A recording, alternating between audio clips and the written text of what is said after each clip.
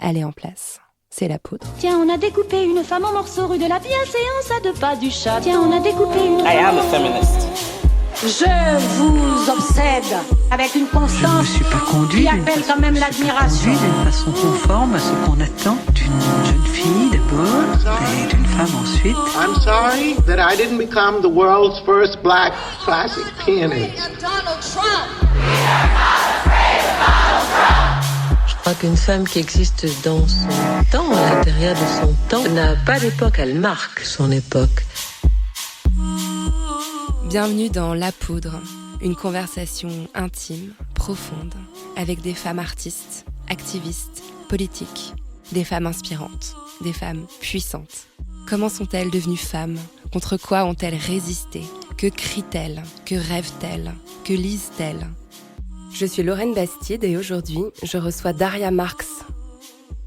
Je pense que jusqu'à mes 25-30 ans, mon sexe, mon genre, c'était grosse, quoi. Il y a des discriminations dont on n'a pas conscience avant que quelqu'un ne prenne la peine de vous les désigner du doigt. Parmi celles-ci, il y a la grossophobie. Cela peut paraître évident qu'il n'est pas facile d'évoluer dans cette société des apparences quand on est une personne grosse. Mais a-t-on vraiment conscience du coût psychologique de cette stigmatisation ? A-t-on vraiment réfléchi à ce que cela pouvait signifier pour un enfant gros de se faire répéter à longueur de journée qu'il devrait moins manger ? Sait-on vraiment ce que cela implique de ne pas pouvoir être soigné correctement parce que les cabinets et les hôpitaux ne sont pas équipés pour vous ? Mesure-t-on vraiment la violence des stéréotypes qu'on accole à ces personnes, souvent décrites comme paresseuses ou sans volonté ? Que sait-on de leur santé mentale ? Que sait-on des raisons médicales ou psychologiques qui expliquent leur poids ? Il y a tout à apprendre sur la grossophobie, et heureusement, certaines militantes s'y attellent. Daria Marx, avec son collectif Gras Politique, fait partie de ces militantes-là. Avec sa consoeur, Eva Pérez-Bello, elle a écrit ce petit livre très simple, pas cher, qui s'appelle « Gros n'est pas un gros mot ». Sa lecture devrait être obligatoire et je vous invite à l'acheter, à le lire, à l'offrir autour de vous. Je suis très fière de recevoir Daria Marx dans La Poudre aujourd'hui et de l'aider un peu à faire entendre très haut, très fort, très loin, sa belle voix. Avec Daria Marx, on a parlé du 16e arrondissement, du burn-out et de piscine. Daria Marx, vous êtes autrice, blogueuse et militante, et vous êtes l'une des voix qui s'élèvent pour dénoncer une discrimination qu'on ne savait pas encore nommer il y a peu, la grossophobie. Le mot a fait son entrée dans le dictionnaire en 2017, il est en train de faire son entrée dans les esprits des Français. Pourtant, 20% des Françaises et des Français sont obèses ou en surpoids. Ils et elles subissent toute une gamme de violences qui s'exercent dans l'espace public, au travail, au sein de leur famille, dans les cabinets médicaux. En France, il y a très peu d'études, pas vraiment de fat studies comme aux États-Unis. La question est invisibilisée par les médias, les personnes grosses sont très peu représentées et il est rare que leurs témoignages émergent. Il y a peu de temps, la journaliste Gabrielle Dédier a fait bouger les lignes en publiant « On ne naît pas grosse », une enquête sur le traitement que la société réserve aux femmes grosses, qu'elle entremêle de sa propre expérience. C'est un livre vraiment poignant et complet, dont je recommande la lecture à tous et toutes. Et vous venez de publier « Gros n'est pas un gros mot, chronique d'une discrimination ordinaire » avec Eva Pérez-Bello, votre co-autrice. Ce livre prend le relais du travail effectué par le collectif anti-grossophobie féministe et queer Gras Politique que vous avez fondé toutes les deux en 2016. C'est un petit livre qui ne coûte que 5 €. Il se découpe en chapitres très courts, il emploie un langage simple et il n'est même pas écrit en écriture inclusive. Est-ce que c'était important pour vous de faire quelque chose de très accessible ? Oui, c'était super important parce qu'on le destinait pas seulement aux gens concernés par la discrimination, mais à tous les gens qui ignorent complètement ce qu'est la grossophobie. Parce qu'en fait, quand on parle de grossophobie, la première réaction des gens pas concernés, c'est de dire « mais non, mais c'est pas vrai, mais arrête, tu rajoutes, etc. » Donc on avait vraiment envie de faire ce panorama simple, de dire voilà, c'est comme ça que ça se passe aujourd'hui pour nous. Et je pense que ça fait un peu son effet parce qu'il y a plein de gens on a des retours qui nous disent j'ai lu ton truc, j'ai halluciné, ok, maintenant je comprends. Donc c'était vraiment une volonté de faire de la pédagogie simple, de pas rentrer dans des thèses compliquées et juste de faire un panorama de choses que vous ne connaissez pas si vous n'êtes pas concerné par la grossophobie. Et je pense que, je me pose la question, est-ce que si on est concerné, on n'est pas aussi parfois ignorant de ce que ça relève d'une discrimination? Enfin, je ne sais pas si c'est même évident pour quelqu'un qui l'a subi, qu'il s'agit d'une discrimination, que c'est systémique, que c'est théorisé, que ça existe. Oui, moi je pense qu'il y a beaucoup... D'abord, il y a une volonté de pas vouloir voir qu'on est discriminé, parce que c'est jamais agréable de se rendre compte que ah ouais, en fait, je souffre d'un truc qui est systémique, bien installé dans la société, je vais sans doute me le trimballer un bon moment. Et puis oui, comme on n'en parle pas, on a beaucoup de mal à se figurer qu'on est discriminé comme tous les gros, en fait. Mais moi, dans mon histoire, j'ai mis très longtemps à raccorder les bouts en me disant ah ouais, en fait, tout ce qui m'arrive, c'est parce que je suis grosse. Il y a un truc qui se passe. Donc oui, même les gros et les grosses peuvent apprendre des trucs et du coup ouvrir leur voix en disant ok, là j'ai reconnu ce que c'était, c'est de la grossophobie. Vous leur donnez vraiment des armes, c'est ça qui est intéressant. Et d'ailleurs, je pense que si votre livre reçoit un tel accueil médiatique, parce que c'est quand même vraiment chouette, vous avez eu beaucoup de radios, vous avez fait RMC, RTL, des médias super populaires, très écoutés, vous avez même décroché la une de Libération. Je pense que c'est parce que c'est justement très didactique que les médias sont interpellés et font appel à vous. Est-ce que cet accueil vous a surprise, vous et Eva? Oui, très très surprise parce que déjà il y a pas de gros dans les médias quoi. Donc on se disait quelle place on a en sachant que la dernière statistique c'est qu'il y a 3% de personnes en surpoids, même pas obèses, en surpoids à la télévision par exemple, alors qu'on est 15 à 20% en France, donc il y a pas de gros à la télé. Et puis on pensait qu'on nous dirait, comme on nous dit souvent sur les réseaux sociaux, ah là là, elles se sont encore inventé une raison pour chouiner, la grossophobie ça existe même pas, blablabla. Et en fait pas du tout, on est vraiment tombé, même des journalistes assez connus qui nous ont fait un retour très positif, qui étaient intéressés par la cause qu'on défendait. Et puis la une de Libé, c'était inespéré, quoi. Enfin, moi, j'imaginais peut-être un petit bout du bouquin en une, vaguement, quoi. Mais jamais j'ai pensé que j'aurais ma tronche en une de Libé, quoi. C'était incroyable. Il y a eu des retours pour cette une? Je pense que ça a un peu scotché tout le monde. Ouais. Ma mère en a acheté 15, on a distribué partout. J'en ai dédicacé un, ce qui était genre, énorme. Ok, pourquoi? Mais d'accord. Voilà, c'était très bizarre. Très bizarre. Tout ça est très bizarre. Pas désagréable, mais très bizarre. Alors, Daria, dans La Poudre, on s'attache à comprendre comment se sont construites les femmes qui font la société aujourd'hui. Donc, on va revenir un petit peu en arrière, si vous voulez bien. Daria Marx, vous avez grandi à Paris, en partie dans l'ouest parisien, un quartier assez huppé. Ouais. C'était comment de grandir dans ces quartiers-là? C'était horrible. C'était horrible parce qu'en fait, moi, toute ma petite enfance, je l'ai plutôt vécu dans des quartiers populaires, dans le 20e et puis en banlieue. Et quand mes parents ont divorcé, ma mère s'est installée, je sais pas pourquoi, dans le 16e. Du coup, j'ai fait ma 6e à ma 3e dans un grand lycée bourgeois parisien, certes public, mais quand même très bourgeois. Et c'était horrible. C'était horrible. Je me sentais pas à ma place. J'étais la petite grosse de l'année. Enfin, il y avait 10 6e. J'étais la seule grosse des 10 6e. J'avais pas d'amis. Et puis, c'était un moment de ma vie où, avec le divorce de mes parents et plein de choses, j'allais pas bien du tout. Donc, non, c'était pas bien du tout. Alors, j'avais pas compris parce que voilà, vous avez un blog, vous avez beaucoup écrit sur certains moments de votre enfance sur ce blog.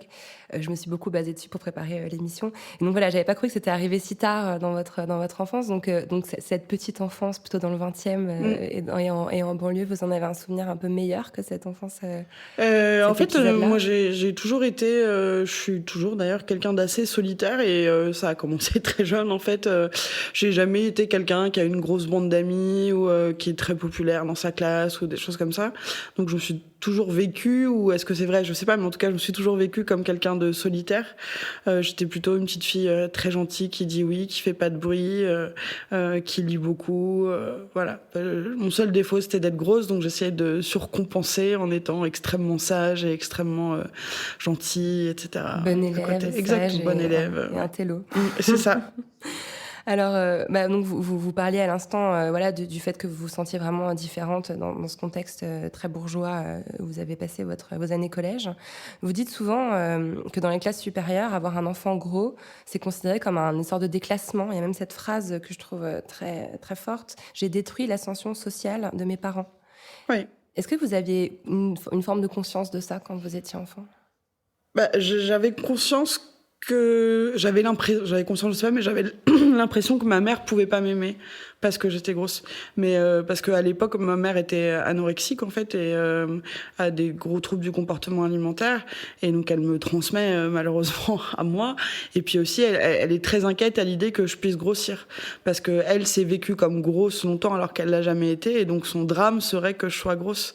Et donc en fait, j'ai l'impression que je la déçois en permanence avec mon apparence physique, quoi. Et c'est très difficile, quoi. Et puis à l'époque, elle a pas fait le chemin qu'elle a fait aujourd'hui, donc elle est très dure avec moi sur la question de la bouffe, de l'apparence physique. Vraiment, j'ai vécu mon enfance comme à me penser être difforme, être une souillon, être jamais bien comme il faut. Enfin, vraiment, ça a été difficile. C'est ça, quand vous dites que la grossophobie rend gros, c'est à ça que vous faites allusion, c'est-à-dire que les espèces de craintes de votre mère, finalement, c'est ça qui vous a aussi transmis ces comportements alimentaires qui expliquent aujourd'hui...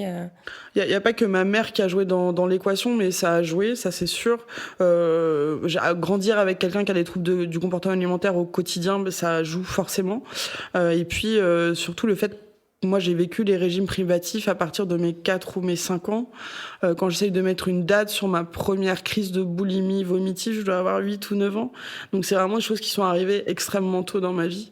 Ce qui prouve que j'étais à la fois mal dans mon corps, à la fois pas bien dans ma relation à la nourriture, et aussi très angoissée déjà par la bouffe, par le corps, etc. Et puis, moi, j'ai aussi vécu dans ma vie une situation incestuelle avec mon grand-père. Donc, je pense que ça a joué aussi sur mes traumas d'enfance, et c'est parti sur la bouffe. Ça aurait pu partir sur autre chose. Moi, c'était la bouffe. Ouais.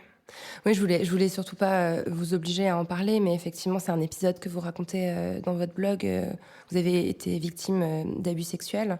C'est un texte qui s'appelle Mythosile, qui a été publié en décembre 2010. Enfin, en fait, j'invite les gens à aller le lire, parce que j'imagine que quand on couche les mots sur le papier comme ça, c'est peut-être une façon différente de les transcrire oralement. Enfin, je sais pas. Ouais, moi, en fait, j'ai mis très longtemps à me figurer que ça m'était arrivé. En fait, j'avais mis un espèce de couvercle dessus, et puis je mettais pas les choses bout à bout. Pourtant, voilà, j'étais féministe, je savais ce qui se passait, l'abus sexuel, et en fait, ça m'est revenu comme d'un coup, et je dis ah ouais, mais en fait, c'était pas normal ce qui m'est arrivé. Et j'en ai parlé du coup à ma thérapeute, etc. Et du coup, j'ai posé ça longuement en thérapie, mais c'est très étonnant de se redécouvrir, parce que je pense que je savais que j'étais victime, mais de se redécouvrir victime quand on a 25 ans, c'est ah ouais, il y a des trucs qui s'expliquent là quand même. Ouais. Mais il y a une forme de culpabilité aussi que vous décrivez un peu dans le texte, que vous avez l'impression que finalement c'était un peu vous ou un peu de votre faute, comme souvent les victimes peuvent se le formuler dans leur esprit. Ouais, et puis vraiment ce truc de pas avoir compris ce qui se passait, quoi. Enfin, d'avoir vécu ça dans une espèce... Je savais qu'il y avait un truc bizarre, parce que j'étais pas bien dans l'environnement de mon grand-père, etc. Mais je m'étais jamais figuré ça, quoi. Et il a fallu attendre adulte, le féminisme et plein d'autres choses pour que je me dise « Ah ouais, c'était ça ». Le féminisme, il sert au moins à ça. Oh, plein d'autres choses. on va cocher les cases au fur et à mesure. C'est ça. Il y a un passage de votre blog qui m'a bouleversée. Vous écrivez « Entre le divorce de mes parents, l'abandon progressif de mon père, je suis violente, je suis un cancre, je suis facile à repérer, je suis fragile, je suis une proie facile. Si un adulte, n'importe qui, m'avait donné de son temps et de son affection, je me serais laissé faire. » C'est une période où j'ai été très très seule en fait. C'est vraiment de ma 6e à ma 3e, ma mère était, ma mère avait la garde la majorité du temps. Quand j'allais chez mon père était pas là. Donc je passais des grands week-ends toute seule dans cette grande maison vide où avaient habité mes parents avant, donc un peu tristou. Et ma mère était préoccupée par son travail, par d'autres choses. Enfin bref, pas trop le temps. Et puis je pense un mauvais dialogue lié à la préadolescence, etc. Et donc ouais, je me sentais très seule. Enfin, je faisais des trucs maintenant quand j'y repense. Je séchais les cours des jours entiers. Je prenais le métro et juste je restais dans le métro et je faisais des lignes de métro toute la journée comme ça. Enfin des trucs très très étonnant pour quelqu'un de mon âge, quoi. Et puis j'ai développé aussi plein de troubles du comportement alimentaire spécifiques à cet âge-là, à voler de l'argent pour manger en cachette, enfin des trucs. Ouais, c'était pas une période très bonne et du coup à l'école c'était la catastrophe alors que j'étais très bonne élève auparavant. Jusqu'au mon premier trimestre de troisième, on m'a dit ok, de toute façon tu vas redoubler, donc n'allons pas plus loin. Très bien, salut, je vais prendre le métro. Et non, ma mère, j'ai eu la chance que ma mère m'envoie en Angleterre à ce moment-là. En fait, elle me dit ok, de toute façon tu vas redoubler, donc c'est pas la peine que tu continues ton année, sinon tu vas te faire chier l'année suivante quand tu vas redoubler.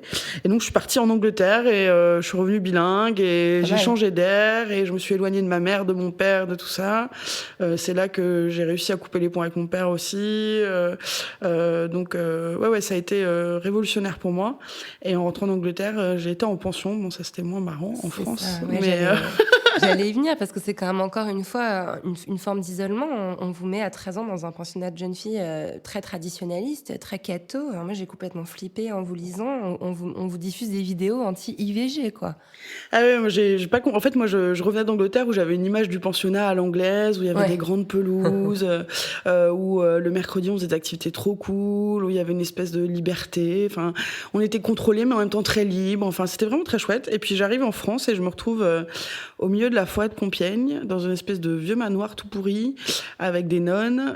Et la nuit, elles nous enferment dans le château et elles lâchent des chiens. Et c'est très bizarre. On est au milieu de la forêt avec ces chiens qui hurlent à la mort. Enfin, c'est une ambiance super bizarre, avec l'uniforme, tout ça. Enfin, vraiment. Et puis que des filles qui viennent d'un milieu supérieur au mien. Des gens à particules, des vieilles familles de France et tout ça. Donc là, pourtant, je viens d'une famille, ma mère a bien réussi sa vie, donc je suis plutôt CSP+, mais d'origine. Mais là, j'étais encore la pauvre du clan. Et très bizarre. Et donc, on a des cours de catéchisme et c'est en seconde, on a un cours sur la femme, en gros, etc. Premier cours où on nous apprend que c'est quand même de notre faute si on se fait violer. Donc, ok. Mais déjà, bon, j'avais pas lu Delphi, mais bon, je savais que c'est une connerie quand même. Hein. Voilà. Et deuxième cours, on nous passe Le Cri silencieux, qui est un espèce de film de propagande anti-IVG qui est utilisé partout dans le monde, mais ça, je l'apprendrai qu'après, où c'est juste un avortement qui est filmé. On dit, regardez, si vous avortez, c'est ça, sauf que c'est pas du tout un avortement à 12 semaines ou des choses comme ça. C'est un avortement d'un fœtus qui doit avoir 6 mois, donc c'est extrêmement graphique. Enfin, on voit vraiment le déchirement des membres. Enfin, voilà, c'est extrêmement graphique. Et on dit, voilà, vous voulez vraiment tuer un enfant dans ces conditions-là et le torturer, etc. Je suis là, ok. Et on nous emmène aussi quand il y a des marches pour la vie à Paris, c'est-à-dire des marches anti-avortement, on nous emmène à ces marches et on nous fait prier dans la rue, en procession. Enfin, c'est tout un truc. Et moi, à cette époque-là, je suis plutôt dans un truc où je lis Charlie Hebdo en cachette et je fume des clopes et alors que j'ai pas le droit et j'écoute Renaud. Enfin, je suis plutôt dans une mouvance un peu comme ça. Ouais, c'est ça. Et je suis là, mais c'est ce bordel. Et je suis partagée parce que c'est l'adolescence et donc j'ai en même temps besoin d'appartenir. Donc je me dis, ok, est-ce que je me déguise un peu? Donc ok, vas-y, mets ton pin anti-IVG. Puis en fait, je le retire 2 heures après parce que je me dis, non mais n'importe quoi. Et voilà, c'est très compliqué parce que je sais pas trop où j'habite, quoi. Est-ce qu'il y a quand même une forme déjà de conscience militante qui s'éveille en vous à l'époque, vous dire que c'est pas juste, c'est pas normal? Je peux pas dire conscience militante, c'est juste une colère sourde, quoi. C'est vraiment, je suis en colère. Bon, dire que je suis en colère parce que je trouve que j'ai pas eu de chance dans ma vie jusque-là, et puis je suis en colère d'être dans ce pensionnat où on ouvre les lettres que je reçois pour les lire, où on choisit les livres que j'ai le droit de lire, où j'ai pas le droit d'écouter de la musique, où j'ai pas le droit de téléphoner. Enfin, vraiment, je suis dans des espèces de bulles qui est à la fois sans doute très chouette parce que c'est vrai que ça me permet de me remettre à niveau mes études. Sur le plan scolaire. Sur le plan scolaire, je redeviens brillante à ma 2e, 3e. Mais du coup, comme je suis brillante, je me fais chier en cours et du coup, je m'emmerde, mais j'ai rien à faire parce qu'en fait, je suis au milieu de la forêt de Compiègne, quoi. Et avec pas le droit de lire ce que je veux, pas le droit d'écouter ce que je veux, pas le droit de téléphoner. Enfin voilà, c'est compliqué. Donc j'ai vraiment de la colère et je comprends pas, en fait. Je comprends pas ce qui est si dangereux dans le fait que je lise un bouquin qui est pas autorisé, dans le fait que j'écoute de la musique, dans le fait que des fois le mercredi on fume des clopes, on boit des cafés. Je comprends pas. Tout le monde le fait, pourquoi pas moi? Enfin voilà, je suis très frustrée et je fais un espèce de chantage dramatique à ma mère. Un jour en terminale, je réussis à l'appeler, je lui dis, je te préviens, je vais me suicider si tu me sors pas de cette pension. Tout ça. Vous avez quand même passé 5 ans là-bas, quoi. Toute votre... Ouais, troisième collège, lycée, terminale. quoi. Troisième terminale. Avec, en gros, une amie et demie, pas plus. Moi, tout ce qu'on m'a raconté sur « Ouais, mais tu verras, en pension, tu vas te faire les meilleurs amis de ta vie, tu vas les garder toute ta vie. » Moi, j'ai gardé personne, en fait. Et bon, en fait, ça va. Hein, je suis pas mécontente de ça. J'ai gardé personne, mais... Peut-être aussi que j'étais tellement renfermée sur moi-même que j'étais pas OK pour avoir des amis, mais je pense aussi que j'étais très à part. D'ailleurs, en terminale, on avait le choix soit d'être en chambre individuelle, mais dans le même bâtiment que toutes les autres, ou d'être en chambre individuelle dans un autre bâtiment très loin. Et moi, je choisis d'être en chambre individuelle dans un bâtiment très loin. Donc ça prouve quand même que, a priori, je voulais pas trop être avec les gens. Ouais. Moi, j'imagine que ça a aussi dû... être un moment où les choses étaient en train de germer en vous. Ouais. C'est aussi des moments de maturation intellectuelle. Enfin, je sais pas, quand on voit la façon dont vous écrivez et tout ce que vous portez à l'intérieur, j'imagine que c'est des années qui vous ont construite aussi. Enfin, en tout cas, il y a quelque chose qu'on comprend bien aussi en lisant votre livre, et c'est vraiment important de le comprendre parce que, enfin, voilà, je pense que l'inculture est globale là-dessus. C'est que les facteurs qui expliquent que le surpoids sont en fait très variés. Hein. C'est pas la maladie de la volonté qu'on représente souvent. Dans votre cas, il s'agit d'un trouble du comportement alimentaire, vous l'avez dit, et c'est un comportement alimentaire qui est très tabou, dont on parle jamais, qui s'appelle l'hyperphagie. C'est, je sais pas, moins glamour que l'anorexie, j'ai envie de dire, pour caricaturer. Il y a un truc, ouais. Est-ce que c'est quelque chose qui avait été identifié dans votre adolescence? Je veux dire, est-ce qu'un psy vous a dit, voilà, vous avez un trouble qui s'appelle comme ça? En fait, moi, j'ai surtout fait de la boulimie, et après, je fais aussi un peu d'hyperphagie. Alors, quelle est la différence, si vous voulez l'hyperphagie, c'est préciser? plus manger d'énormes quantités au moment des repas, en fait. C'est plus pas avoir de fond au moment des repas et pas se rendre compte des quantités qu'on ingère, etc. La boulimie, c'est de la pulsion, en fait, c'est de la compulsion. C'est vraiment passer au supermarché, tout acheter, se remplir, quoi. C'est deux choses différentes. Oui, moi, ça a été identifié, en fait, parce que suite au divorce de mes parents, ma mère m'a fait consulter un psychologue, comme on fait. Et là, oui, on s'est rendu compte qu'il y avait quelque chose qui fonctionnait pas.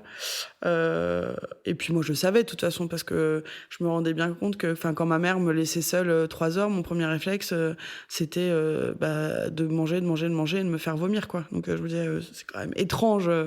Je pense pas que tout le monde fasse ça, voilà. Et c'était une pulsion terrible que j'arrivais pas à contrôler. Vous êtes devenue femme ou vous êtes née femme? C'est une bonne question. C'est terrible parce que je réfléchis beaucoup à ça en ce moment, et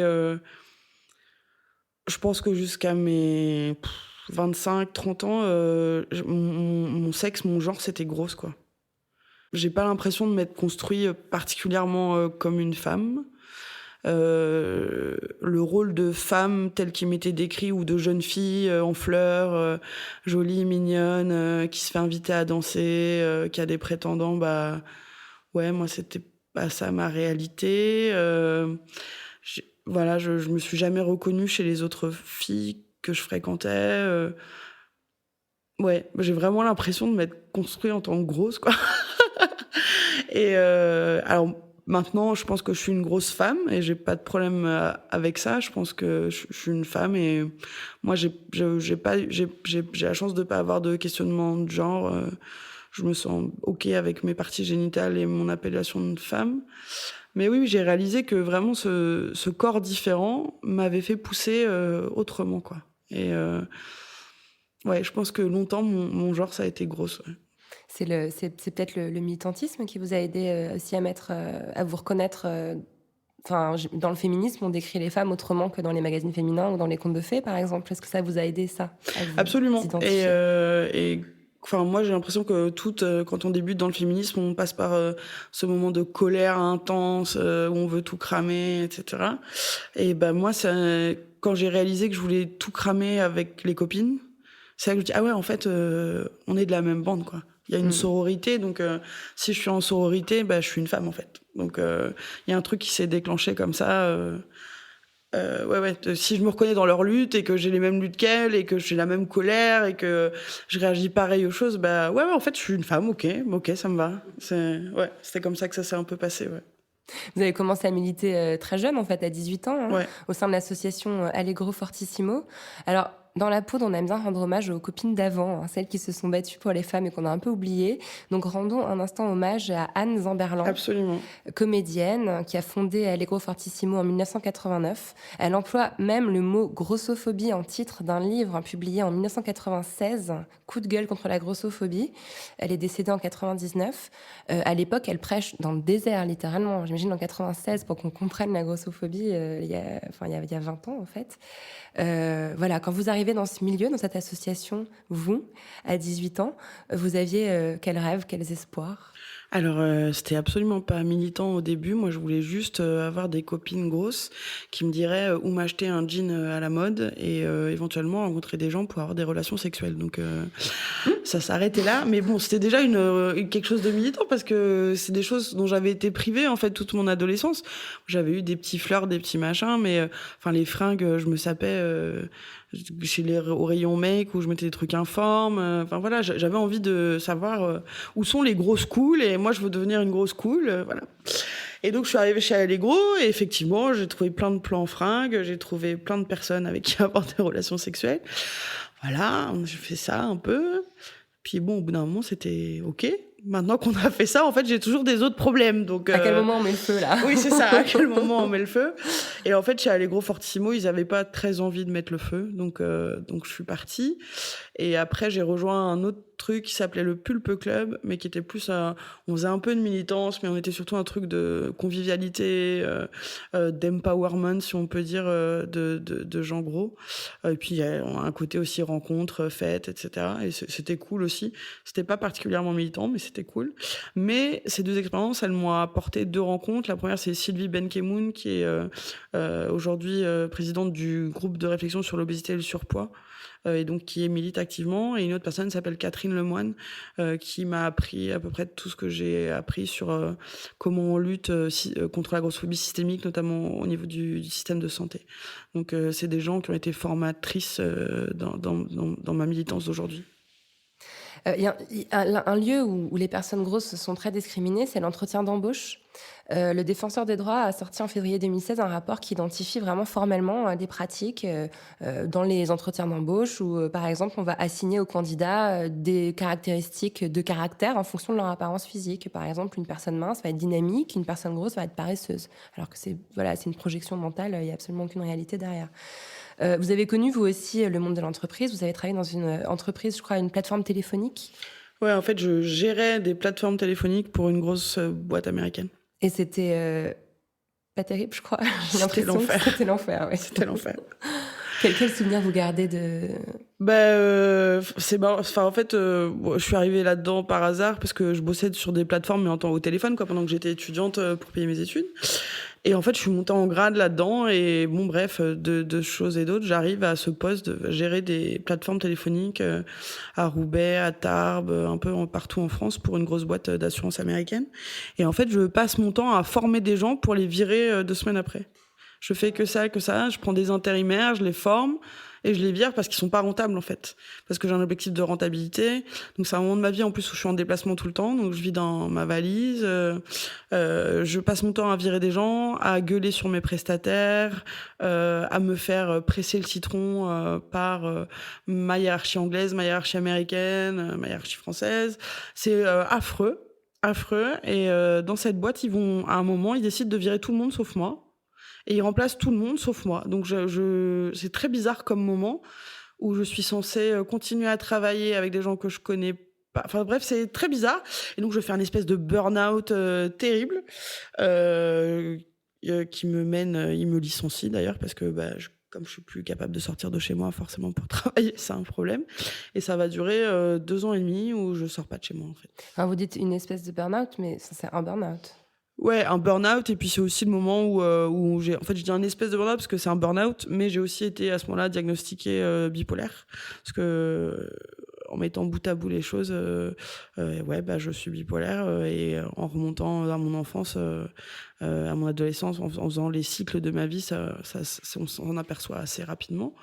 Donc voilà, c'est burn-out plus détection de la bipolarité. Donc il y a vraiment 2 ans de votre vie où vraiment Je sors pas chez moi. Vous retombez dans l'isolement, en fait. C'est pas de l'isolement, c'est même plus de l'isolement parce que je suis dans une angoisse pathologique terrible qui fait que tout m'angoisse, respirer m'angoisse, le bruit d'une horloge m'angoisse, je fais 40 crises de panique par jour. Enfin, j'ai l'impression que je deviens folle. J'ai l'impression que je perds la raison, mais vraiment. J'ai l'impression que je ne contrôle plus mon cerveau, que tout m'échappe, que je ne suis plus capable de raisonner, je suis plus capable de lire, je suis plus capable de regarder un film, je ne dors pas, c'est terrible. Je suis incapable de faire 100 mètres dans la rue. C'est à l'époque mon partenaire et ma mère qui, quand j'ai vraiment besoin de sortir, d'aller chez un médecin ou de faire quelque chose de très urgent, doivent me prendre par la main, supporter mes crises de panique, me mettre Lexomil sous la langue. Enfin, vraiment, c'est Donc vous êtes quand même, hardcore. vous n'êtes pas complètement seul, il y a quand même des gens près de vous à ce moment-là. Oui, c'est garde rapprochée parce que dans ces moments-là, les amis s'en vont, quoi. Ils ont pas les épaules et je peux comprendre. Et puis on n'est pas en état d'entretenir des relations, mais j'ai la garde rapprochée avec moi, heureusement. Oui. Qu'est-ce qui vous a aidé à sortir de cette situation-là? Les médicaments. Ah ouais. Bah ouais, mais c'est important de le dire. Les médicaments, moi, je supporte pas les gens qui disent « Ah, mais t'as une maladie mentale, va faire du yoga, expose-toi au soleil. » En fait, non, moi j'ai une pathologie mentale, j'ai un dérèglement dans le cerveau, donc j'ai besoin de médicaments pour remettre cet équilibre dans mon cerveau. Et c'est une fois qu'on a trouvé le bon traitement, après des périodes très difficiles et douloureuses où on essaye des molécules qui vous réussissent pas, qui vous donnent des effets secondaires, mais un jour tu trouves le bon traitement et pouf, ça s'arrête. Et c'est un souvenir.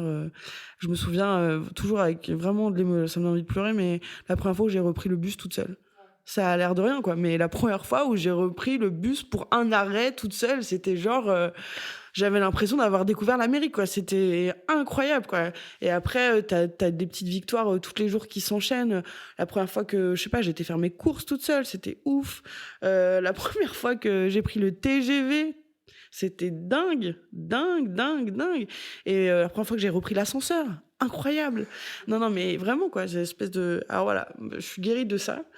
Le seul truc qui me reste, c'est que j'arrive toujours pas à passer ma phobie de l'avion. Un jour, ça reviendra. Ah, ouais.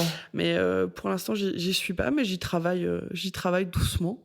Un jour. Pardon de mettre les pieds dans le plat si c'est le cas, mais dans l'avion, en plus, il y a une phobie un peu sociale, j'imagine. Enfin, vous en parlez dans le livre, en fait, qu'à chaque fois qu'une personne grosse prend l'avion, elle est prise 2 heures à l'avance de l'angoisse de savoir si elle aura un siège qui sera suffisamment, pourra s'installer confortablement, si elle va pas avoir un voisin qui va faire une tronche horrible quand elle va arriver parce que il va se dire, mon Dieu, quelle horreur, une personne grosse. Enfin, il y a ça aussi, peut-être, qui Les deux s'ajoute se mélangent dans ma tête. Il y a à la fois espèce de claustrophobie totale. Moi, j'ai confiance dans l'avion, c'est pas mon problème. Mon problème, c'est d'être dans une petite boîte dans le ciel. Ouais. Et c'est pas très naturel. Et c'est pas normal, quoi. Et je me dis, s'il m'arrive quoi que ce soit, je fais une crise. En plus, il y a beaucoup de grossophobie dans mes angoisses, de grossophobie internalisée, parce qu'en fait, moi, à 6 ou 7 ans, j'ai vu un médecin, je sais plus pourquoi, qui a dit à ma mère, devant moi, de toute façon, elle est grosse, à 20 ans, elle sera morte d'une crise cardiaque.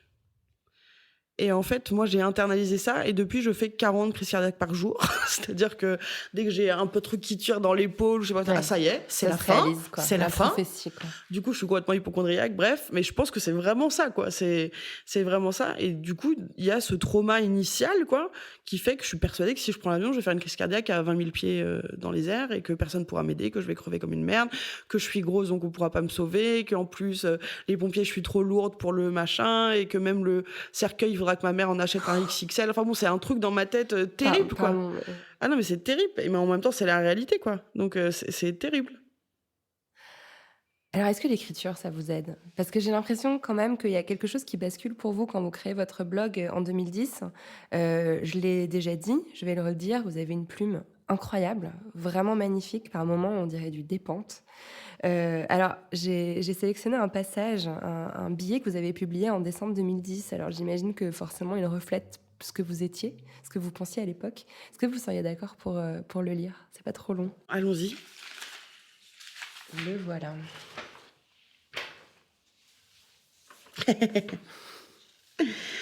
Ouais. Fausse poitrine, ongles en résine, cheveux décolorés, lèvres augmentées, nombril percé, parfois j'en rêve. D'être une bimbo, une fille objet pour homme niais. Je marche dans la rue, les têtes n'arrêtent pas de tourner, c'est ma démarche. C'est le son de mes talons sur les pavés, mes jambes bronzées sous UV se cachent sous une jupe trop courte. Mes cuisses ne se touchent plus, le frottement s'est envolé. Un petit sac ridicule sous mon aisselle parfaitement épilée. J'habite dans le 8e et je suis représentante en produit de beauté, même mon nom a changé. Je me demande ce que ça fait d'être une vraie femme objet, un trophée qu'on exhibe, un cliché parfait.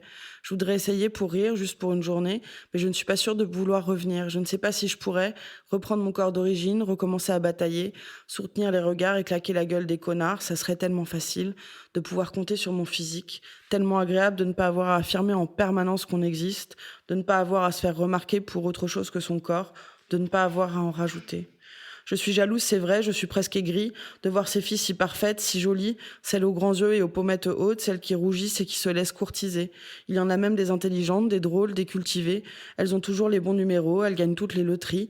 Elles habitent un charmant appartement à l'est parisien, elles embrassent de grands bruns à la laine alcoolisée. Je me retiens de ne pas les assassiner, tanner leur peau et m'en vêtir. Peau d'âne 2.0, j'aurai leurs os. Ça me fait des frissons. L'écriture, ça vous a aidé ? Ça m'a sauvé la vie quand j'étais enfermée, parce qu'en fait le blog je l'ai majoritairement écrit pendant la période où j'étais enfermée chez moi, et je pense que du coup comme j'étais vraiment enfermée chez moi, j'arrivais même pas à aller chez le psy, quoi, donc c'était terrible. Et je pense que ça a été la première aide thérapeutique, ça a été l'écriture, quoi. C'était vraiment de vomir j'écrivais tous les jours un truc à cette époque, et tous les jours je vomissais un truc, quoi. Et vraiment je l'écrivais en 10 minutes et plaf, et vraiment j'avais cette sensation après de ça va mieux, quoi. J'ai lâché un truc, quoi. Et en fait, au début, je le faisais sur Tumblr, vraiment, c'était juste pour moi. Et ça a pris, et j'ai eu la chance que des gens me lisent et tout. Mais au début, c'était vraiment ce truc de, OK, il faut que je lâche un truc. Là, j'en ai trop gros. Il faut que ça sorte. Et ça a sorti comme ça. Ça devient en fait un lieu d'échange très rapidement. Il y a beaucoup de gens qui viennent vous lire, qui commentent vos posts, qui échangent entre eux sur des sujets souvent très sensibles. Vous parlez de viol, enfin vous parlez vraiment de sujets graves qui sont peu traités dans les journaux en fait. Donc j'imagine que c'est aussi ce qui attire du monde. Et il y a des influenceurs qui vous lisent. Il y a le site Mademoiselle qui vous interviewe en 2010. Et vous dites que grâce à ce blog, vous prenez des baffes d'amour. Ouais, c'est vraiment, moi, je suis toujours très surprise. Puis ça arrive quand on s'y attend pas, quoi. C'est pas forcément dans les commentaires ou des trucs comme ça. Je reçois un mail. Généralement, c'est un mail du milieu de la nuit, 2-3 heures du matin. Ça doit être l'heure des confessions. Et je reçois un mail. On me dit, ouais, t'as changé ma vie. J'ai lu ça. Merci et tout. Et je me dis, waouh. C'est incroyable, quoi. C'est génial, quoi. À la fois, je sais pas où me foutre parce que c'est trop, et à la fois, c'est génial, quoi. Ça vous a porté ? Ouais, bien sûr, ça m'a porté. Bien sûr. Pourtant, Internet, c'est aussi un endroit où on se prend de la violence, et une violence inouïe. Il y a notamment un post sur les hommes violents que vous avez écrit, un très beau texte dont je recommande la lecture, et les commentaires sous ce post, rien que d'en reparler, je me sens pas bien, tellement c'est atroce, quoi. Qu'est-ce qui vous permet de résister à cette violence-là aussi ? Alors, à l'époque du texte sur les hommes violents, ça me touchait encore beaucoup. J'étais vraiment pas bien, ça me faisait vraiment du mal. Et depuis, il y a eu un switch, je m'en fous, mais complètement. Ah ouais ? Je m'en cague, mais vraiment... vraiment, je m'en fous, parce que, j'ai pas que ça à faire, en fait. Mais qu'est-ce qui s'est passé entre les deux, alors ? Qu'est-ce qui vous... Je pense que j'en ai trop pris dans la gueule, en fait. Et donc, ça m'a usé. La saturation, quoi. Ça a dû tanner le cuir intérieur, maintenant, ah oui, bah oui, je suis une grosse vache et tu vas violer ma mère. Bah oui, allons-y. Bon, vraiment, c'est allé très loin, ça allait très très loin. Et moi, ce qui me fait rire, c'est que maintenant, je vois des pseudo-influenceurs, des mecs qui, à l'époque, m'ont fait beaucoup de mal, qui m'ont insulté du haut de leur petite communauté, qui ont fait des trucs horribles, et qui maintenant se revendiquent féministes. Oui. Parce que ça doit être cool quelque part. C'est marrant, je m'entends souvent parler de cela. Et j'ai envie de leur arracher les yeux, quoi. J'en dis, putain, tu te dis féministe, mais excuse-toi, quoi. Petite merde que tu es, viens t'excuser avant de gagner tes cookies d'homme féministe, quoi. C'est terrible. Ça, c'est le truc qui continue à me faire chier, c'est seulement eux, en fait. Parce que ils surfent sur cette vibe de, ouais, je suis un mec trop cool et féministe, j'ai fait mon mea culpa. T'as rien fait du tout. Et ça m'énerve. Le reste, les petits, alors, on dit, grosse vache, a un truc dans le nez. oui, ok. Enfin, je m'en fous, quoi. J'ai autre chose à faire, quoi, vraiment. Puis en vrai, j'ai fait la une de Libé, mec. Ouais. Non, mais en tout cas, oui, les néo-féministes ex-harceleurs, on vous voit. Ah ouais, c'est On terrible. vous voit. Puisqu'on est sur le blog, je voudrais qu'on parle des réseaux sociaux et des images qu'on poste sur ces réseaux. Vous avez posté parfois, un peu, des photos de vous nus ou en sous-vêtements. Quelle fonction ont ces images, si elles en ont une? Il y a 2 fonctions. La première, c'est quand je me trouve bonne, je partage parce que, ça se partage. Carrément. Et la deuxième, c'est pour dire aux meufs que c'est OK. Par exemple, moi, je vais beaucoup à la piscine, je nage quasiment tous les jours. Et en ce moment, ça fait un bout de temps que je fais ça. À chaque fois que j'y vais, je mets une photo dans ma story Instagram de moi en maillot de bain en train de faire une connerie ou un truc comme ça. Juste pour dire aux autres meufs ou aux autres gros même, c'est OK en fait, ça va. Enfin, tu peux le faire. Déjà, tu peux nager. C'est pas parce qu'on t'a répété toute ta vie que t'étais nul en sport que t'as pas le droit d'en faire. C'est cool. Et puis à la piscine, on les emmerde en fait. T'y vas, tu kiffes, tu fais ton truc, tout va bien quoi. Et ça a ces 2 fonctions. C'est à la fois de la renarcissisation totale, j'assume, et puis aussi un truc de représentation en disant hey, ça va, on y va. Par contre, ça plaît pas forcément à tout le monde. Ah bah non. Ça plaît pas à Facebook, par ça exemple. plaît pas du tout à Facebook. Hein? Pourtant, je mets pas mes tétons, je mets pas ma chatte, voilà. Mais il y a trop de peau. Je pense l'algorithme doit être calculé au centimètre de peau. Et comme les grosses, on a plus de peau que les autres, il doit croire que c'est du cul. Alors que non, je fais attention. Mais Vous voilà, avez été censuré, va raconter un peu ce qui s'est passé. Ils ont censuré une photo de moi qui avait été faite pourtant par 2 photographes superbes, où on voyait rien, on voyait beaucoup de peau, mais rien de sexuel. Et ça a été censuré. J'ai été bloquée 7 jours. Et depuis, je suis souvent bloquée 30 jours, mais pas à cause de trucs que je poste, parce que je me prends des dénonciations de trolls qui viennent signaler mon compte en masse, donc je me fais bloquer 30 jours régulièrement. C'est incroyable quand même. Ouais. Mais en même temps, j'apprends comme ça à me libérer de Facebook, parce que ça m'énerve d'être accro à ce truc. Donc bon, merci les trolls. Alors, il y a quelqu'un, une institution qui a un rôle indéniable dans la grossophobie systémique, ce sont les magazines féminins. Et si je bafouille un peu, c'est parce que voilà, moi j'y ai contribué pendant 10 ans à ce carnage de l'ego généralisé. J'ai signé il y a des années de cela un article sur la mode ronde, et je mets 8 paires de guillemets autour de ce mot, qui mettait en scène des jeunes femmes qui faisaient du 42. J'avais l'impression à l'époque d'avoir vraiment accompli une victoire. Je me revois parler avec le DA du journal, genre pas trop grosse quand même, ça va, fais attention qu'elle soit jeune quand même.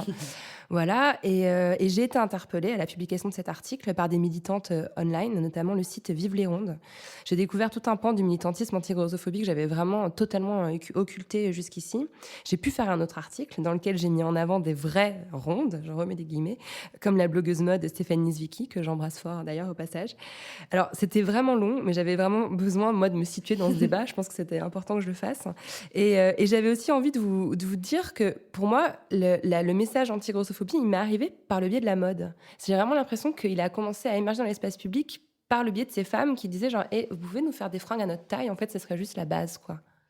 Ouais, mais je pense que voilà, moi je me moque pas du tout des blogueuses mode, surtout pas des blogueuses mode grosses, parce qu'elles ont fait un vrai taf au niveau de la représentation. Elles ont donné de l'espoir à plein de nanas qui se sont dit ah ouais, elle est cool, mais en fait moi aussi peut-être je peux être cool quoi. Et ça a été je pense que ça a été une bouée de sauvetage pour beaucoup de gens. Stéphanie Zwicky, Gaëlle Prudencio, c'est vraiment des gens qui se mettent en scène, qui se montrent telles qu'elles sont, et puis qui en vivent. Enfin, c'est une vraie réussite pour ces femmes grosses dont l'une est racisée aujourd'hui de vivre de leur blog mode. Moi, j'applaudis. Après, parfois, je leur reproche de pas y aller assez à fond dans le militantisme, parce que j'aurais envie de dire, les gars, vous avez une plateforme de folie, faites quelque chose. Mais je comprends très bien que ça soit pas leur truc. Et puis, elles sont pas obligées de militer, en fait, quoi. On projette ce qu'on voudrait, mais si elles sont tranquilles à faire leur truc, mais qu'elles fassent leur truc, elles réussissent, c'est génial, quoi. Puis Gaëlle Prudencio, elle prend un tournant militant, là, ces temps-ci, que j'applaudis des 2 pieds. Bravo, Gaëlle. Par contre, il y a un message que vous aimez pas trop, c'est celui de la body positivity. Non. Que comprendre, voilà. Alors, donc la body positivity, c'est quoi en fait, si on résume? Alors, le mouvement body positif, à la base, c'est créé par des fat activistes, donc des grosses aux États-Unis, et puis c'est récupéré sur les réseaux sociaux par toutes les meufs, parce que le body positif, c'est dire mon corps est trop beau. Ok. Tous les corps de femmes sont body shamés, c'est-à-dire qu'on nous apprend à toutes, à avoir honte de nos corps, à jamais se trouver assez bien. 91% des femmes détestent leur corps. Voilà. Ce chiffre est Petit magnifique. chiffre. À toutes, on nous apprend ça, et depuis notre enfance, qu'on n'est pas assez bien, qu'on doit faire des efforts pour faire bander les mecs, etc. Donc là, c'est une vision sexiste et hétéronormée, bref. Mais ça, c'est la base de la société. Mais chez les grosses, en fait, il y a la grossophobie en plus. C'est-à-dire que on sait qu'on ressemblera jamais à la norme, on en est tellement loin qu'on la regarde même plus, quoi. Et le body positif, sur les réseaux sociaux, ça a créé une espèce de nouvelle norme où on a des meufs qui sur Instagram mettent le hashtag body positif alors qu'elles font un 40, qu'elles sont foutues en sablier, qu'elles ont zéro vergeture, rien du tout. Juste quand elles se plient et qu'elles se font un petit lotus de yoga, elles ont un petit bourrelet sur le côté du ventre. Et c'est ces photos-là qu'elles prennent en disant « Ah, regardez, je suis tellement body positive !» Non, en fait, tu es parfaitement normée, donc arrête, quoi. C'est réjouis-toi d'être dans la norme, si ça t'apporte du bien, c'est trop bien. Et oui, ton corps est cool, c'est pas le problème. Mais c'est pas militant, en fait, de te plier pour t'inventer un bourrelet imaginaire. Voilà.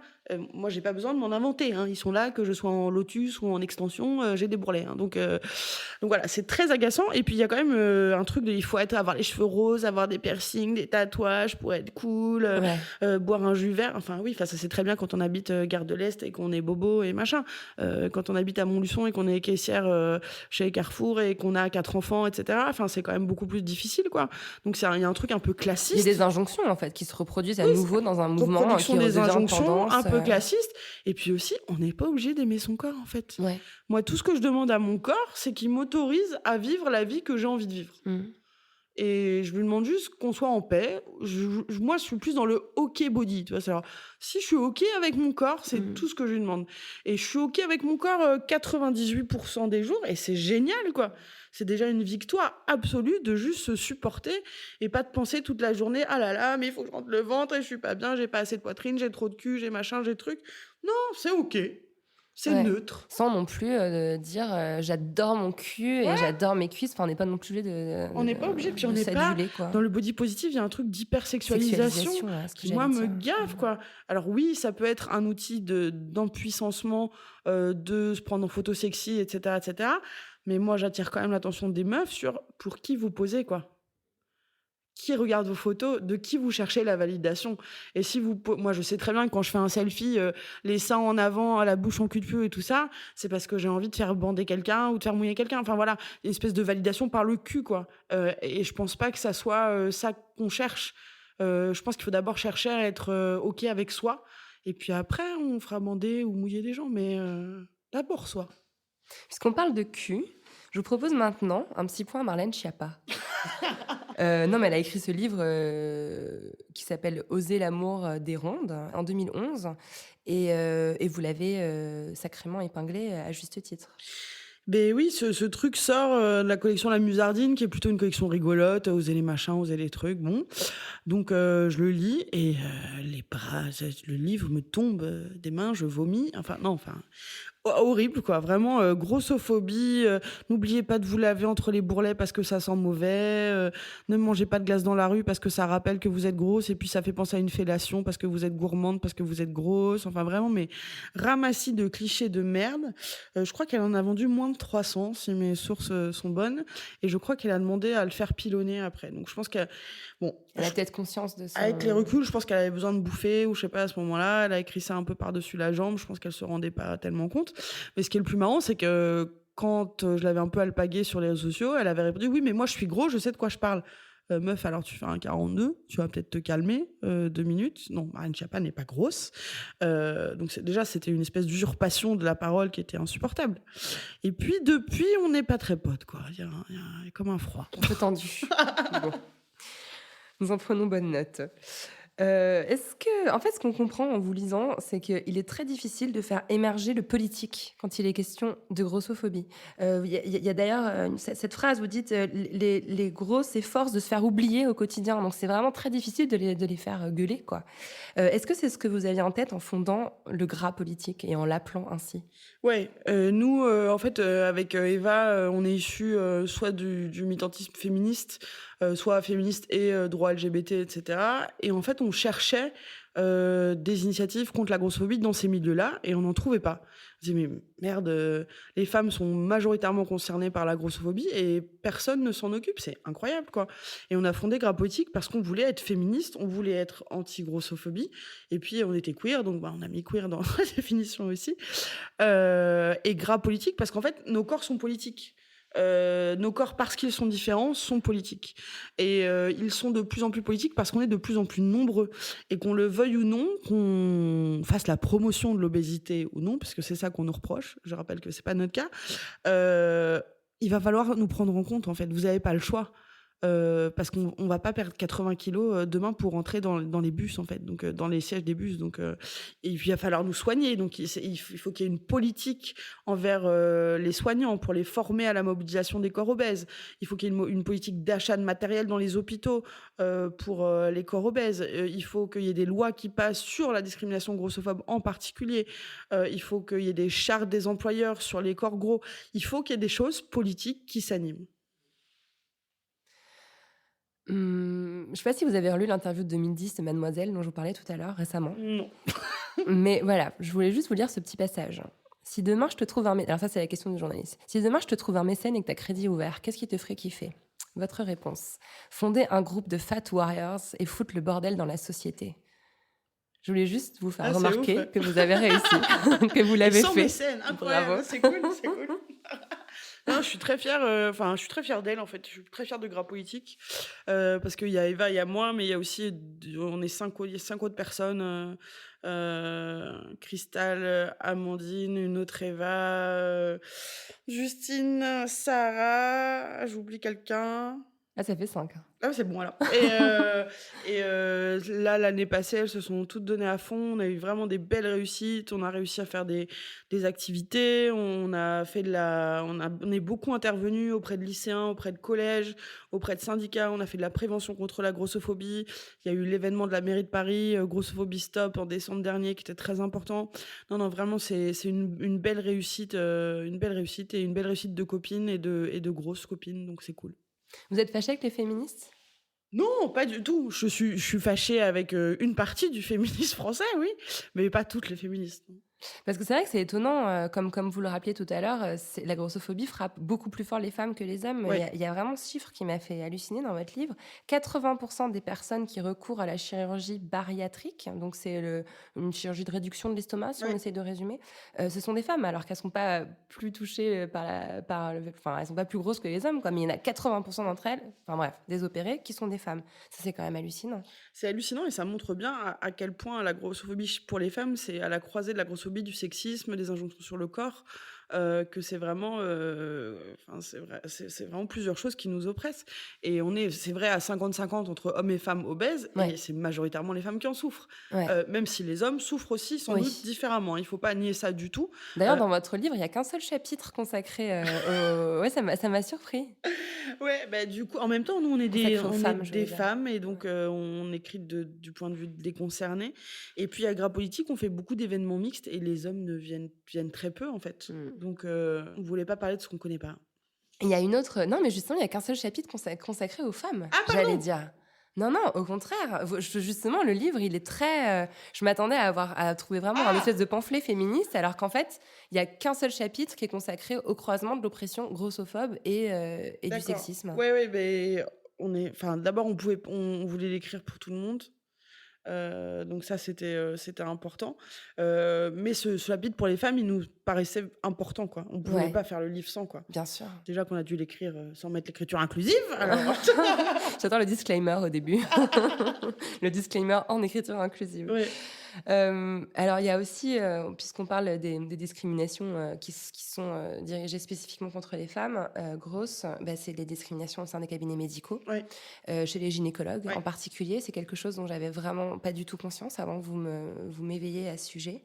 Quelle est la spécificité, en fait ? Qu'est-ce qui se passe pour une femme grosse dans un cabinet de gynécologie ? Moi, je peux parler de mon expérience. Moi, ma dernière expérience avec une gynécologue, je venais pour faire changer mon stérilet. Et la personne m'a dit, pour les gens dans votre état, par contre, c'est 150 €. Voilà. OK, donc je suis pas allée.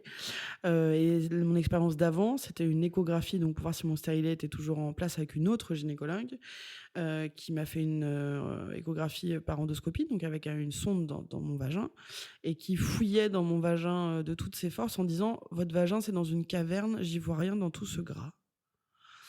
Donc, partant de là, c'était pas gagné et puis surtout, alors les gynécologues sont persuadés que vous êtes grosse, donc soit vous avez pas du tout de vie sexuelle, donc c'est pas la peine de vous prescrire une contraception, soit vous êtes une folle du cul et il faut, tout doubler, la contraception, la capote et vous êtes sûr que vous vous protégez parce que les gros sont très infantilisés, donc c'est très bizarre. Il y a souvent des refus de donner la pilule parce que: «Oui, mais vous êtes grosse, donc vous allez faire une phlébite». OK, c'est vrai, il peut y avoir des choses, mais il y a d'autres solutions, il faut les proposer. Quand on veut en avoir un enfant et qu'on a des soucis de fertilité, c'est la catastrophe parce que les parcours de procréation médicalement assistée, sont fermés aux femmes qui ont un IMC supérieur à 30 et quand ils sont ouverts, c'est dans des conditions très compliquées. Il faut négocier, il faut supplier, il faut et cetera et c'est très grave parce que les problèmes de fertilité, ça peut prendre plusieurs années à se régler et le temps on nous dit souvent: «Bah, perdez 50 kilos et revenez», sauf que le temps qu'on va mettre pour perdre 50 kilos, c'est aussi le temps qu'on va mettre à diminuer les chances de fertilité avec le temps qui passe. Donc c'est vraiment des choses qui sont très difficiles. Sans parler de l'équipement qui est pas toujours adapté aussi. Ah, l'équipement, oui, c'est un vrai problème, dès le cabinet du médecin traitant, en fait, parce qu'il faut que la table d'examen soit à notre poids, il faut qu'on ait un tensiomètre. C'est bête, mais un truc aussi con qu'un tensiomètre, moi, 9 fois sur 10, il y a pas le tensiomètre à ma taille, Le truc quoi. qui sert à mesurer la tension autour du bras, là. Exactement. Il faut la Et bonne il est taille. trop petit, donc il scratch, mais il se déscratch quand on gonfle le truc. Du coup, il me trouve 23,5 de tension, alors qu'en fait, pas du tout. Donc, mais équipez-vous, on est 20% de la population, équipez-vous, quoi. Déjà, ça commence dans la salle d'attente où bah, tu peux pas t'asseoir dans le siège parce que c'est des sièges pour mini-pouces, quoi. T'es là, bon, ça commence mal, cette histoire. Et puis après, dans les hôpitaux, c'est pareil. Les lits médicaux, ils s'arrêtent à 130 kilos. Les lèvres malades pour les soignants, ils s'arrêtent à 130 ou à 150 kilos, surtout à 130 kilos. Les tables de bloc opératoire, c'est 130 kilos. Les fauteuils roulants, il y en a un pour personnes grande taille dans les CHU. Si on est deux gros à se casser la jambe, c'est la merde, quoi. Et j'ai un copain qui a eu un accident de moto avec son mec à l'arrière qui est mince.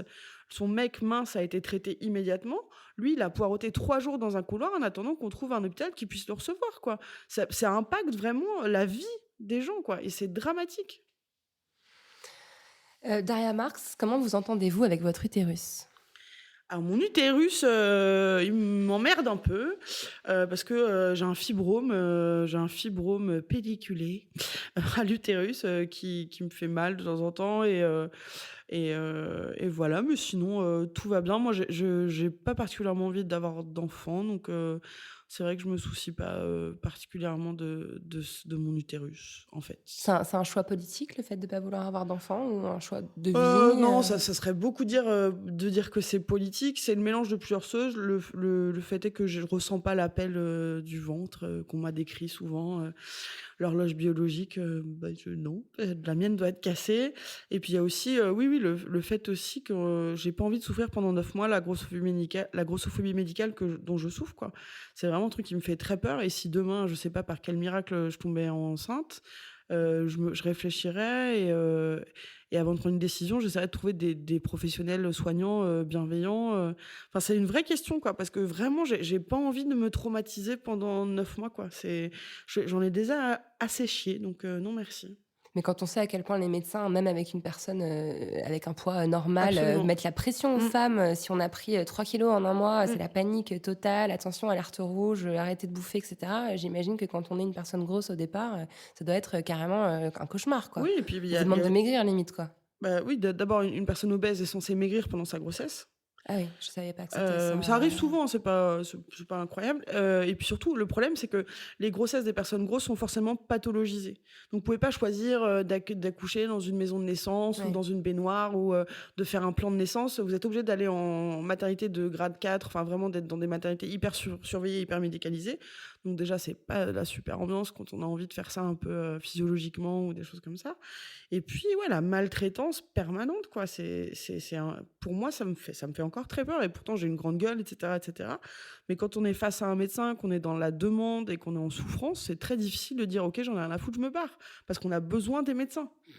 Les médecins, ils accueillent comment ce discours-là que vous portez? Vous avez des réponses Alors, il y a 2 réponses. Soit, ils disent: «Ouais, bah, tu as raison et je vais faire attention et on va changer». Ma médecin traitante, par exemple, quand elle m'a pris, la tension avec son truc pourri, je lui dis: pourquoi vous en avez pas un pour gros, en fait?» Elle dit: «Mais vous avez raison, en fait, c'est nul et la fois d'après, il y avait un truc à ma taille et depuis, je l'adore». C'est bien, ouais, elle a réagi. Enfin voilà, et puis il y a plein de retours de médecins ou d'élèves en médecine sur les réseaux sociaux qui me disent: «Bah, merci parce que grâce à vous, je vais changer ma façon de pratiquer, je vais faire attention aux mots que j'emploie», et puis il y a les médecins qui disent: «Ah là là, c'est gros, qui veulent rester gros, ils se rendent pas compte, ils vont tous mourir». Bon, bah oui, effectivement, on va tous mourir, ça c'est sûr. En fait, les gens comprennent pas qu'on n'est pas là pour faire la promotion de l'obésité. On dit pas aux médecins qu'on veut pas parler de notre poids. Moi, j'accepte complètement qu'un médecin m'interroge sur mon poids, sur comment je mange. Enfin, c'est normal, quoi. Si on m'en parle pas, je dis: «Mais t'as vu que j'étais grosse? Gars!» Et puis en plus, c'est important de connaître le poids d'un patient pour plein de traitements, de choses. Donc moi, je veux bien qu'on parle de mon poids. Je veux juste pas qu'on m'humilie, quoi. Et c'est ça que les gens comprennent pas. Et oui, je suis obèse. Oui, je sais qu'il y a des facteurs de risque. Oui, je sais qu'il faut faire attention à ma santé. Et je suis OK pour en parler. Je veux juste pas être humiliée. Et les gens captent pas ça. Et pour être soigné correctement Oui, dans des conditions normales. Pas être quoi. humilié et avoir le même accès aux soins que tout le monde. Voilà. Est-ce que vous avez accès à votre chambre à vous? Ma chambre à moi? Ouais. Oui, j'ai la chance d'avoir une chambre à moi, d'avoir un appartement à moi. En fait, j'ai récupéré l'appartement de ma grand-mère et donc qui est en maison de retraite maintenant. Et c'est très marrant parce que c'est l'appartement où j'ai vécu tous mes mercredis après-midi de petite fille. Et donc c'est rigolo de m'y retrouver maintenant adulte. Et donc j'ai beaucoup de chance. Et le militantisme, c'est quelque chose qui est très prenant, qui peut aussi dévorer la vie personnelle. Complètement. Voilà. Est-ce que vous avez aussi la place pour votre épanouissement personnel? Pas du tout. Voilà. Cette chambre-là, non, donc. Cette chambre-là, non, c'est mon projet pour l'année prochaine, on va dire. Parce que cette année a été très, très, très, très dense. 2018, ouais, j'ai peut-être envie de faire autre chose ou de rencontrer d'autres gens ou je sais pas, je sais pas, mais c'est vrai que là, ça passe aussi avant tout et puis ça me rend heureuse aussi, donc je me plains pas du tout. Ça évoque quoi pour vous, la poudre? Pour moi, la poudre, c'est l'odeur de la poudre, c'est l'insurrection, c'est la révolution, c'est on crame tout. Merci beaucoup, Daria. Merci beaucoup. Merci à Daria Marx d'être venue faire parler la poudre avec moi. La poudre est une émission produite par Nouvelles Écoutes. Elle est réalisée par Aurore Meyer-Mailleux, avec à la préparation et à la prise de son Zisla Tortello. À la programmation, Laura Cuissard. Au mixage, Laurie Galigani. Le générique est un extrait de la chanson L'appétit de Bonnie Banane, produite par Gauthier Visiose. Si vous aimez l'émission, le mieux est de nous le dire avec des étoiles, 5 de préférence, sur iTunes. N'oubliez pas de nous rejoindre sur les réseaux sociaux. La Poudre a sa propre page Facebook. Nous sommes aussi sur Twitter, La Poudre NE, et sur Instagram, La Poudre TV, où nous partageons toutes les recommandations culturelles de nos invités. Pour ne louper aucun épisode de La Poudre, n'oubliez pas de vous inscrire à notre newsletter sur le site de Nouvelles Écoutes. Cliquez sur La Poudre, l'occasion de découvrir tous les autres podcasts que nous produisons. À très vite et continuez de faire parler la poudre. Cet épisode a été enregistré dans une chambre de l'hôtel Grand Amour, que je remercie pour leur soutien inconditionnel depuis la première saison de La Poudre. Le décor est génial, entièrement chiné. Ma chambre préférée, c'est la 604, celle qui est sous les toits, avec un portrait de Vivienne Westwood, flamboyante et nue, sous l'objectif de Jürgen Teller. Si vous réservez une chambre à l'hôtel Grand Amour, rue de la Fidélité à Paris, avec le code La Poudre, vous bénéficierez d'une réduction de 10% sur le prix de votre chambre. Ne nous remerciez pas.